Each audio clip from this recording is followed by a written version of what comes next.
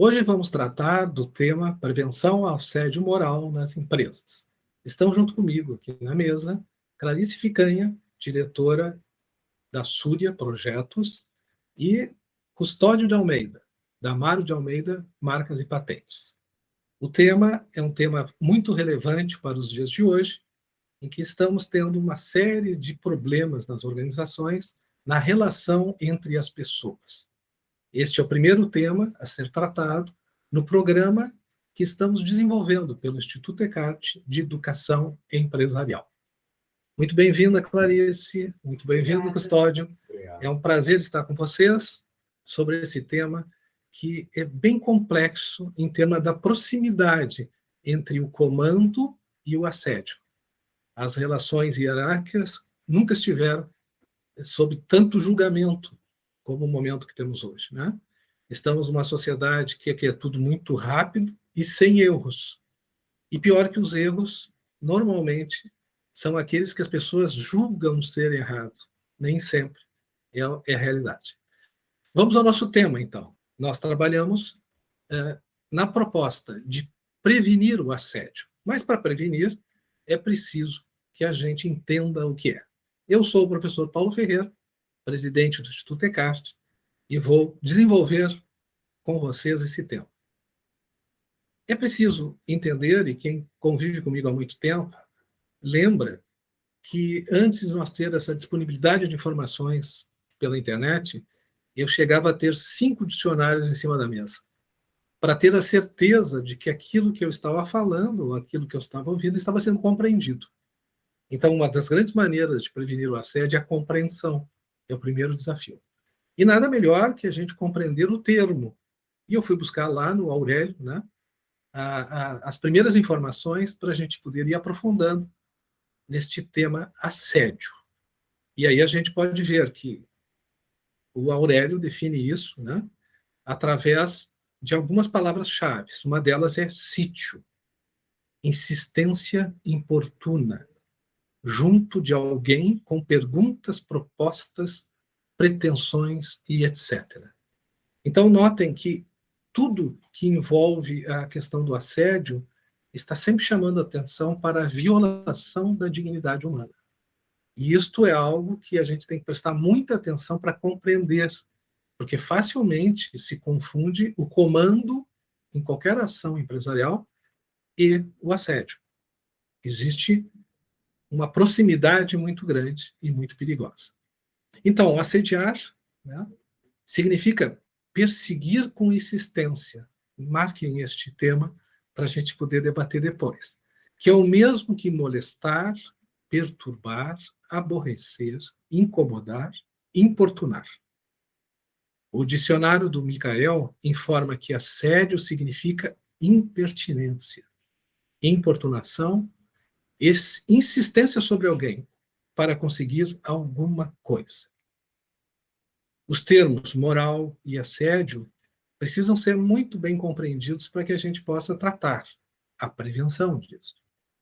Então, moral significa, na mesma fonte, né, a honestidade e a justiça, a qualidade daquele que tem bons costumes. Assédio, termo utilizado para designar toda conduta que cause constrangimento psicológico, físico à pessoa ou à sua dignidade. Existem vários tipos ou espécies de assédio.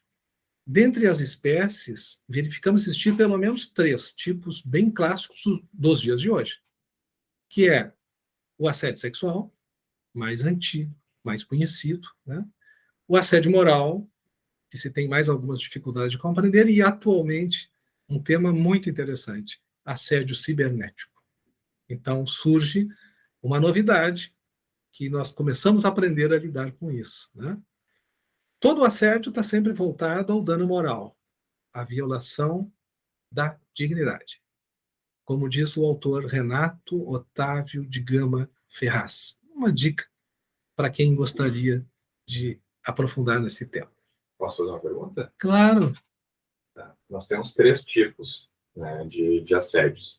E eles são concomitantes podem ser concomitantes. Eles podem aparecer, né? Uma cantada indevida e insistente no meio virtual, eu consegui reunir tudo facilmente, né? Então, esta é uma dificuldade dos meios de comunicação atual, né? E mesmo para quem está em home office. Pior ainda, né? Porque o que marca é o ato, né? E não interessa onde é que a pessoa está, né? E mais ainda, isso vai ficar marcado e registrado, né? Num meio que pode ser reproduzido. Então, a complexidade ela começa a aumentar conforme a evolução das tecnologias. E para falar sobre o tema, eu resolvi fazer uma caminhada por um tempo longo, né? Para a gente falar um pouco de nós. Porque o assédio só existe porque nós existimos, né? Só porque os humanos existem, né? E nada melhor que a gente fazer uma caminhadinha assim para compreender da onde viemos e o que já aprendemos e o que ainda não sabemos sobre esta questão das relações. E eu busquei uma história, uma caminhada, né? Que diz, olha, chegamos no século XXI, hein? E olha o que aconteceu para que a gente pudesse chegar até aqui. Eu gosto de usar uma linha do corpo humano como referencial, que aí nos dá a noção de tempo percorrido, porque tem alguns números fantásticos, né? Que eu começo, e eu comecei no meu livro lá de gestão de pessoas, com uma reflexão sobre isso. Olha só, passou 4 bilhões e meio de anos. Esse número nem cabe na nossa cabeça. Então, eu resolvi utilizar uma métrica que vocês podem ir acompanhando aqui, né? Que eu digo, olha, das nossas costas, né? Uma medida das nossas costas até o final do nosso último dedo, né? Esta linha é o tempo de 4 bilhões de anos, para a gente ir acompanhando a proporção do desenvolvimento humano, né? E essa é a distância do tempo em que nós compreendemos a existência humana até os dias de hoje. Então a gente vai fazendo uma caminhada que é assim, primeiro, do meio das costas até o ombro, um pedaço já grande, né? O que tínhamos lá? Bactérias, organismos de uma célula só. Era a especialidade que se tinha. Depois até o cotovelo. Olha só, quase meio caminho andado, né? Para que a gente tivesse vários tipos, né, de células mais complicadas, mas organismos ainda de uma célula só. Então, tipos diferentes, porém ainda sem colaboração, apenas individuais. E aí até o antebraço, olha que trajetória, né? Do meio das costas até o antebraço, organismos multicelulares, vistos com a ajuda de microscópio. Quer dizer, era o que se tinha até aquele momento. Um período muito longo transcorrido e uma caminhada até a palma da mão, dos meios das costas até a palma da mão. Ali encontramos os dinossauros. E depois, quase no meio do dedo indicador, mamíferos. Surgimos, né? E depois, no início da unha, realmente a comprovação dos humanos. Então, houve toda uma trajetória para chegar no humano. E, centrado na ponta da linha, na ponta desta unha, né? Depois dessa linha toda transcorrida, nós encontramos toda a nossa história. Os gregos, os babilônios, a história da Bíblia, os egípcios, os chineses e toda a história moderna. Tudo isso para a gente compreender o seguinte: falar sobre o tema assédio, ele aparece depois de uma certa organização.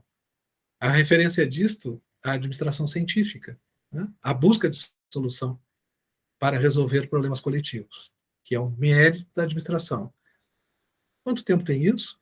100 anos.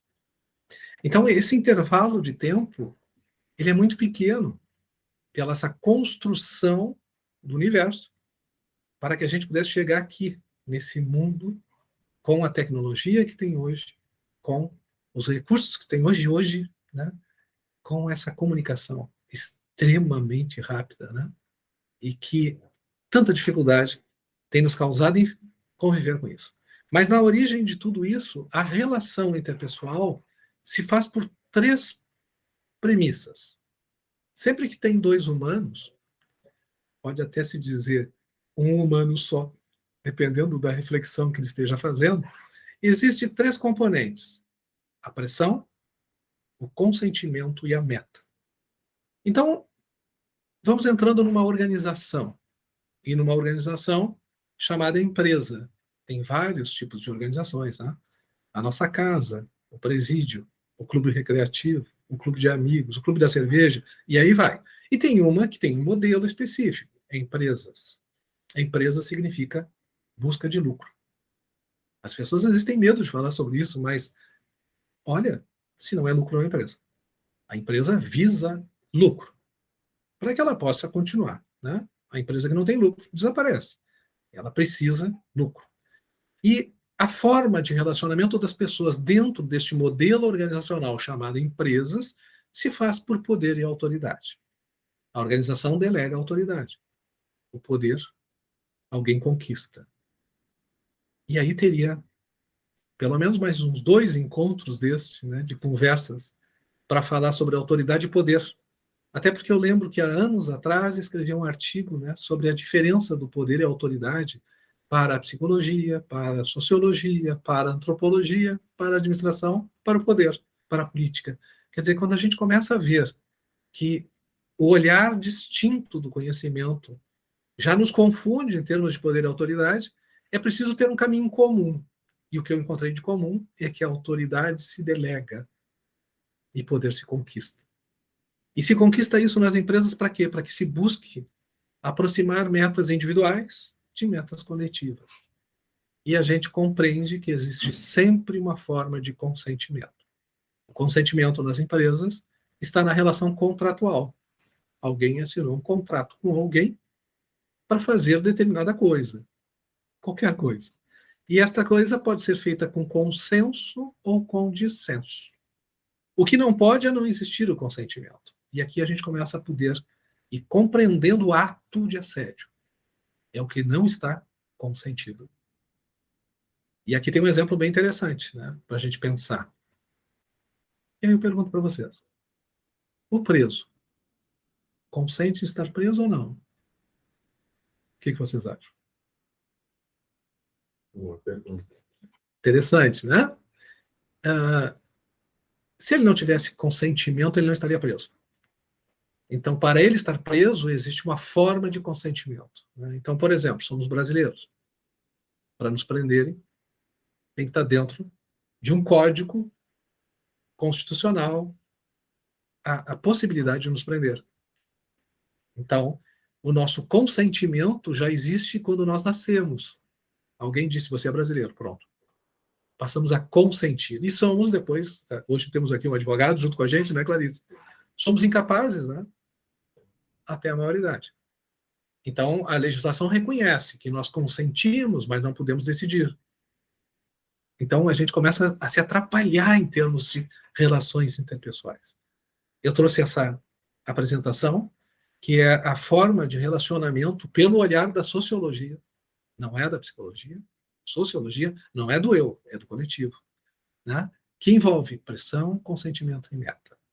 Só existe ato de assédio quando não existe consentimento. Essa é uma primeira reflexão. Então, afinal, como entender o ato de assédio? E aí eu busquei referências, né? A Alice Barroso traz o conceito de assédio moral deverá ser definido pelo comportamento do assediador e não pelo resultado danoso. Então, a gente começa a compreender que foi muito bem tratado o tema pelos especialistas. Por quê? O efeito danoso seria esperar alguém se desesperar, entrar em surto, entrar em pânico. Já é algo muito, muito, muito relevante. É melhor que a gente observe o ato. Então, compreendendo o ato, a gente já pode evitar o assédio. A Constituição vigente, a nossa Constituição, protege não apenas a integridade psíquica, mas também a moral. Então, a gente começa a evoluir né, numa sociedade que tem muitas dificuldades de compreender, né, o que realmente é agredir e o que é dialogar, né? A gente vem enfrentando muitas dificuldades. Então, existem vários pensamentos sobre isso, né? E uma chamada interessante que vem lá dos cursos de direito, né? O assédio moral no serviço público, por exemplo, né? Viola a dignidade humana. Então, no serviço público é o início do estudo do assédio, porque aquela questão de ter estabilidade, previsibilidade de carreira, ela acaba facilitando o assédio, né? E a confusão entre alguém comandar e alguém assediar. Eu mesmo já fiz vários trabalhos em órgãos públicos para tentar trabalhar em cima de evitar a não compreensão do que é assédio. Porque, ao ter a estabilidade, parece que qualquer ordem, o sentimento das pessoas é que seria ato de assédio, né? Enquanto são apenas ordens administrativas, né? Então, existe uma série de pensadores, eu estou passando alguns aqui, para que as pessoas tenham noção. Deixa eu perguntar uma coisa sobre o tema do assédio. Ele entende que quantos % já tem regulado sobre isso? Porque, assim, esse segmento da área pública tem o início de uma regulação, né? E dos demais segmentos, já tem isso regulado? Existe uma lei Geral. E esta lei, né, geral, ela nos dá condições de analisar como entender o ato. E a regulamentação seria uma forma de construir um código interno de cada organização, para existir o consentimento nas relações. É por organização, daí. Com certeza. Então, é um trabalho que nós íamos fazendo, né, pelo Instituto Ecarte, inclusive, de construir alguns regulamentos internos para funcionamento de comitês de prevenção ao assédio. Não poderia ser um copia e cola, teria que ser uma coisa personalizada para cada organização. Mais do que isso, Clarice, é preciso criar a regulamentação e capacitar as pessoas para poder exercer a atividade de prevenção de assédio. Porque existe um perigo muito grande. Não capacitados, usando apenas o regulamento, se tornarem os assediadores. Porque saberão como não ser pegos, por exemplo. Eu posso assediar e não ser pego. Encontrar uma maneira de assediar sem cair no enquadramento da legislação, por exemplo. Então, é preciso capacitá-los. No caso dessas empresas que estão migrando da área física, muita empresa, né, hoje migrando do ambiente físico para o ambiente digital, também enfrenta isso. Eu percebo que as pessoas se sentem mais seguras em fazer o assédio pelo modo digital, porque não estão ali expostas para levar um tapa na cara, por exemplo, né? Então, eu acho que realmente essa questão da montagem personalizada é bem importante para as empresas. E tu tem razão, tu traz um tema muito importante, né? As pessoas não estão mais presentes. Estão no mundo virtual, quer dizer, ele não é real. E isso facilita enormemente o dano moral. O virtual parece que deixa as pessoas também mais valentes e menos cautelosas, acredito eu. Eu tenho a sensação que no mundo virtual é como se o cara tivesse tomado uma cachaçada e virou valente, né? Porque ele parece estar protegido por algo que o expõe muito mais, né, Custódio? Eu noto assim, as pessoas no virtual, elas parecem que têm um personagem. Um avatar. É um avatar. As pessoas são diferentes, até o modo como escrevem, como se expressam presencialmente e virtualmente. Eu acredito que no mundo corporativo isso deve ser exponencial ainda. Não tem dúvida, né? Porque, imagina, né? No mundo presencial, nós fazendo reunião, a partir do momento que se teve essas várias multimídias de comunicação, as pessoas já mandavam recados entre elas sobre o que estava acontecendo, né? Imagina elas não estando junto. Quantos outros recados surgem, né? Que não se dão conta, porque acham que tem a parceria de alguém e que possa falar do terceiro, né? antigamente, né, participava de uma reunião, fazer um comentário, outro interrompia, atrapalhava a reunião, outro fazia um comentário após a reunião. Hoje em dia, né, com redes sociais e, enfim, esses aplicativos de mensagem, eu já tive essa experiência, estar fazendo reunião e tu notar que as pessoas que estão participando estão conversando entre si e trocando informações durante a reunião. Então, isso, eu digo assim, o virtual, ele é muito bom, facilita muito, mas, por outro lado, ele traz uma série de consequências que talvez a gente nem saiba ainda quais são essas consequências. A nossa área assim, comportamental, ela anda extremamente excitada, né? Porque a cada ferramenta nova, a cada novo método de relacionamento, né, surgem novos fatos, né? E facilmente, né, se agride alguém sem nem perceber, né? Tem esses emojizinhos, né? Sim. E outro dia eu fiz um trabalho de pesquisa numa organização, numa empresa, porque eles estavam tendo muito atritos, né? E eu fui fazer a ausculta dos empregados, né? E aí fomos conversando, e aí começou a surgir a ideia de que a Clarice me responde com uma carinha, que para mim essa carinha me agride. Né? Então, o simbolismo para uma pessoa, né, de determinada palavra, de determinada figura, pode ser muito diferente do que para outra pessoa. E aí nós vamos dizer o seguinte, então a gente não usa mais emoji, então a gente não usa mais WhatsApp, então a gente não usa mais nenhuma forma digital, é impossível. Nós estamos dentro desse contexto, então tem que ter o regramento. Como é que a gente isso? E talvez até o índice. Olha, essa carinha sorrindo quer dizer que ele está feliz. Né? Talvez a gente vai ter que explicar, porque o cara pode entender que a carinha sorrindo é a carinha de deboche. E a questão do bom senso, a gente não pode esperar que a pessoa tenha bom senso. E é um movimento orgânico, né? O assédio nesse aspecto. Então traz uma coisa muito interessante, Clarice. Eu não posso esperar a compreensão do outro. Eu é que tenho que agir corretamente. E todo o princípio da prevenção do assédio passa pela minha atitude. Eu tenho que entender isso. E antigamente se entendia que o assédio só existia do chefe para o subordinado. Mas daí começaram a ter algumas denúncias de crime e alguns julgamentos. E começou a se entender que o assédio existe entre qualquer pessoa. Então, eu tenho experiência de uma rede de supermercados em que houve o assédio do cliente para com o caixa, que antigamente se compreendia não ser possível, mas houve um dano moral.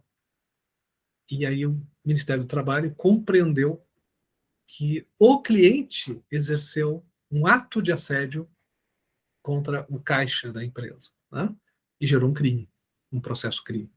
Então, hoje, nós estamos numa situação completamente nova de 6 anos atrás, em que se tinha certeza que a única maneira de ter o assédio seria do chefe para com o subordinado. E aí, na época, eu já discutia isso. Eu dizia, né? Mas coitado do chefe, né? Se reunirem contra ele, o que ele faz? Né? Mas evoluiu o entendimento. E hoje existe o assédio, sim, do liderado contra o líder. Existe o assédio do cliente contra o... Né? E existe também o assédio natural, né, de que tem ascensão hierárquica sobre o outro. O que muda, né, é a forma de assédio. Se eu não dou a chance para o outro fazer nada, aí eu caio realmente no crime, né? E aí vai mudando a forma de punir essa pessoa, que não é um caso. O que a gente quer é prevenir. E para prevenir é preciso uma compreensão de todas essas linguagens, né? Como é que elas são entendidas, como é que elas são percebidas. E mais do que isso, criar um ambiente que as pessoas conheçam o tema e saibam como recorrer a isso.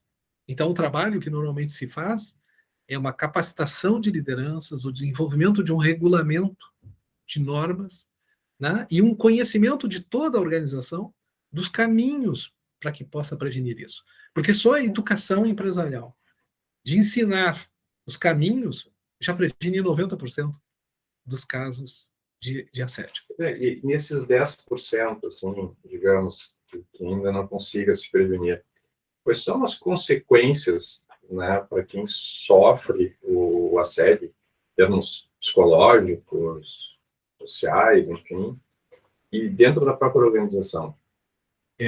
Isso, Custódio, é assim, ó, é um tema que precisa a gente explicar de várias maneiras, tá? Para a configuração de crime, a questão legal, não interessa a consequência, o que interessa é o ato. Porque o legislador quer prevenir para que não aconteça, né? Agora, vamos falar agora aqui como área comportamental, né? O dano à pessoa pode repercutir em suicídio. Eu peguei vários casos, né, de pessoas que entraram em depressão profunda porque o medo, né, de reagir a um ato de assédio por qualquer ameaça, né? Por sinal, eu sempre trabalhei com comportamento no entendimento da busca de suprir necessidades. E atualmente estou estudando o medo. Há anos atrás eu estudei a morte.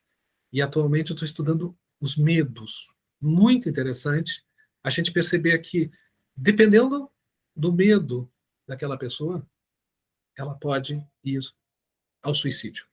Então, o dano da pessoa é algo extremamente complexo e pode dar na pior situação possível. Pode dar também, né, no atentado contra o assediador, né? Nós já pegamos casos assim, né? Que a pessoa assediou, e daqui a pouco a pessoa mais calma da organização, né, deu 2 tiros, 3 tiros no assediador, né? Então, por isso que o legislador, muito sabiamente, ele traz o conceito do que o ato de assediar é que é o relevante. As consequências não podem acontecer, porque nós temos que evitar o assédio. Porque o que vai dar, a gente não sabe. A gente pode traumatizar uma pessoa para o resto da vida, né? A gente pode causar a morte, né? E a morte psicológica, que é a pior delas, né? Aquela criatura está ali, mas não existe, né? E quantos casos desses a gente pega nas organizações, né? Por isso que os autores se referem muito à empresa pública, né?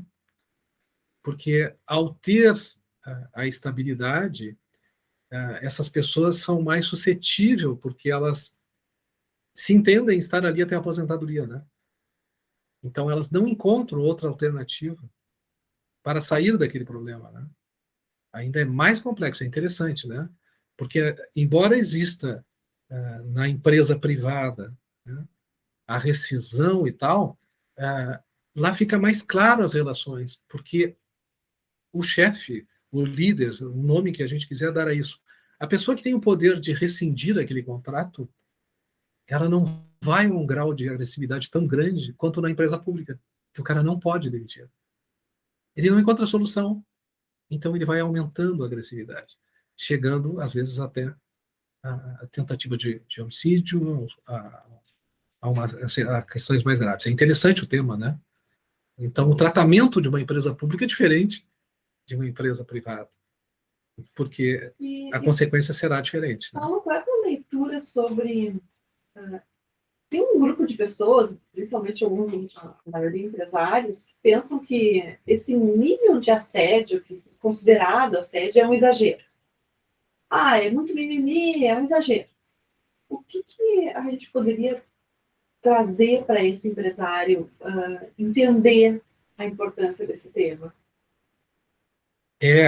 A consequência que a gente tem visto hoje, tá, é a atuação do Ministério Público do Trabalho, em que ele vai na parte mais dolorida, né? Ele atribui uma multa.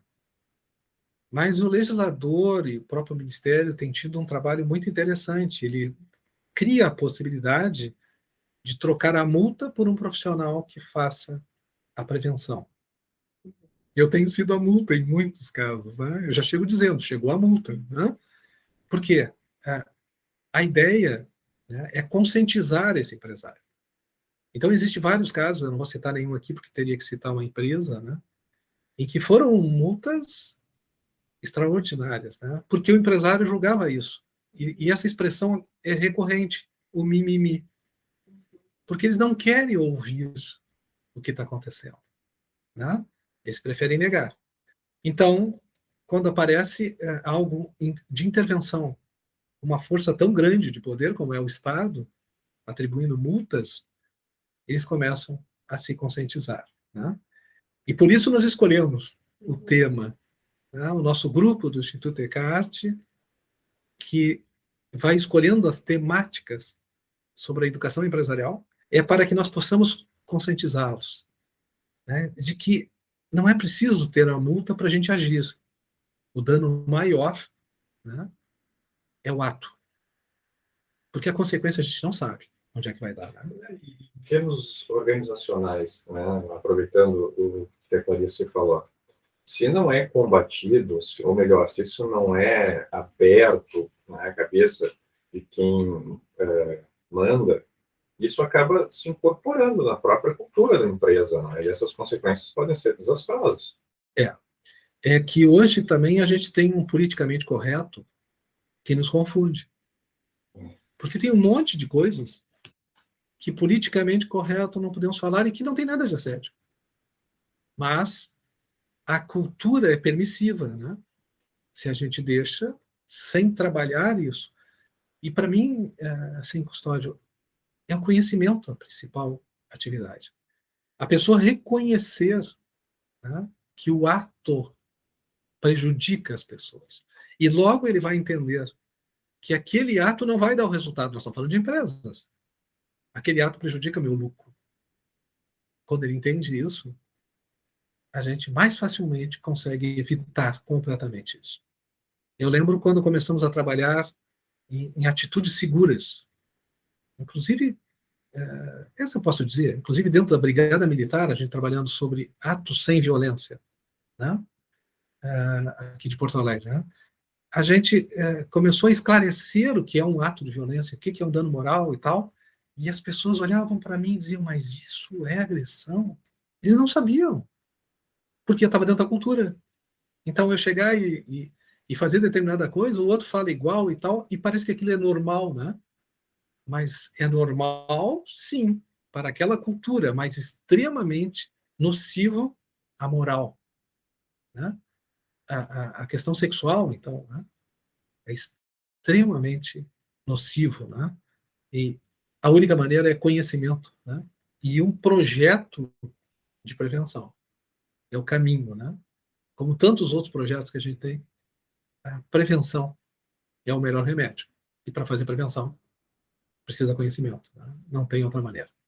Me parece que, assim como já aconteceram com outras situações, hoje os consumidores, eles cada vez mais estão se preocupando com certas coisas. Então, alguns segmentos no passado, né, produziam de uma certa forma, até que alguém disse, não, isso aqui não é ecologicamente correto.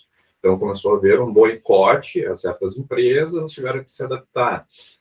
Mesma coisa, empresas que acabavam trabalhando direto ou indiretamente com trabalho escravo também tiveram consequências. Então, me parece que também vai ter uma vigilância, talvez, dos consumidores, naquelas empresas que têm maior índice de assédio ou não, pode haver um boicote ou não. Claro, claro. Né? Talvez seja um sinalizador mais adiante. Talvez, né, as empresas passam a ter lá a etiqueta da prevenção ao assédio, né, como um diferencial de marketing. Como um selo? Como um selo. Isso. Pode. É bem possível. Porque, imagina, né, a empresa que trabalha em cima de assédio, aquelas pessoas que sofrem o assédio são multiplicadoras, né, daquele conhecimento daquela empresa para todos. E, possivelmente, ela terá danos de toda a ordem, né, por agir assim, né?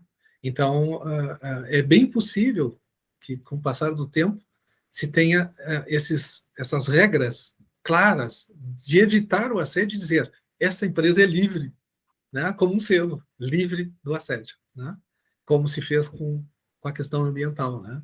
Eu acho que há uma tendência muito grande para que isso aconteça. Isso seria maravilhoso. Tá certo? Então, estamos aí com algum tempo, né? O tema é vasto, né? A gente poderia fazer vários encontros sobre isso, mas eu acho que já exploramos bastante até aqui, né? E a gente pode dizer isso, olha, qual é o caminho? Né? O caminho é a construção de regras para cada instituição, que nem tu disseste, né, Clarice? personalizadas, né? Para aquela realidade, para aquele povo, né? Aquela cultura. Para aquela cultura, sem dúvida, né? Para que a gente possa, de alguma maneira, mostrar, né, como agir, né, livre do assédio, sem dúvida alguma, né? E é preciso que estas organizações busquem pessoas de fora, né? Porque se pegar as pessoas que estão dentro, elas estão dentro daquela cultura. E como o Custódio disse, aquela cultura pode estar instalada ali. E a única maneira de fazer isso com isenção é alguém de fora que traga a construção desses regulamentos e capacite as pessoas para poder atuar nesse sentido. Alguma coisa mais, Custódio? Como sempre, uma aula, né? Eu dou o direito de chamá-lo de professor, e eu acho que é um tema extremamente importante e que cada vez ele vai requerer mais atenção, qualquer empresa, né? Qualquer pessoa. Eu agradeço muito por ser convidado a participar, né, e pelo conhecimento. Eu que agradeço a tua presença, sempre de forma gentil, né? E isenta de qualquer assédio. Clarice. Obrigada por participar. É um prazer ter a proximidade contigo, é um luxo, né? Estou sempre aprendendo e quero deixar um recado, então, assim, para todos os empresários que, de certa forma, ter atenção sobre esse tema pode trazer não só benefícios sociais, como benefícios econômicos, porque no momento que a população, os seus funcionários, né, estão ali livres dessa questão do assédio, a empresa economicamente vai melhorar. Muito obrigado a todos, a vocês que nos assistem. Estamos à disposição no Instituto Descartes. Breve estaremos fazendo mais um encontro para continuar com a temática educação empresarial, aquilo que acreditamos, aquilo que podemos fazer para contribuir para a sociedade. Fica aí o convite para que você assista nossos próximos encontros. Muito obrigado, até a próxima.